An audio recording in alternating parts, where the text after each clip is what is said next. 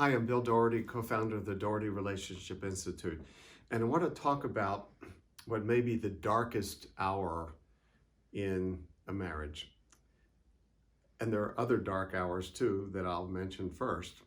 Chronic illness, affairs, kids with serious problems, midlife crises, depression in one of the spouse.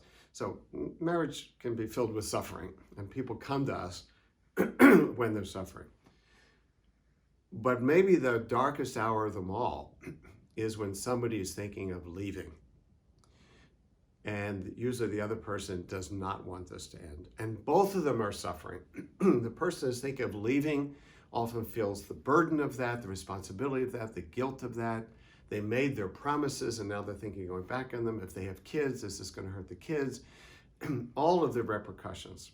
The person who is threatened with being left has this attachment injury, okay? This fear of being out of control of, of one of the most important things in your life, and that is, are you going to stay in your marriage?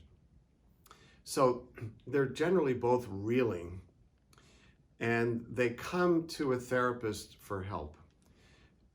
And what I want to say is that I think these folks need some specialized help here, because our models of couples therapy are not designed for them. They're not designed for a couple where one of them is so demoralized they don't even know if they want to even try. Okay, they're not designed for that. They're not designed for how do you hold the terror of the person who is leaning in, who is afraid to be abandoned. That terror can overwhelm the couples therapy, or that anger, how could you think of doing this to me?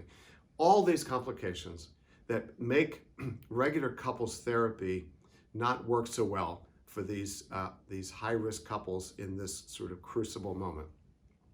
So it's why I developed something called Discernment Counseling, train therapists in all 50 states and in other countries in a specialized, brief way to work with these couples that takes them exactly where they are.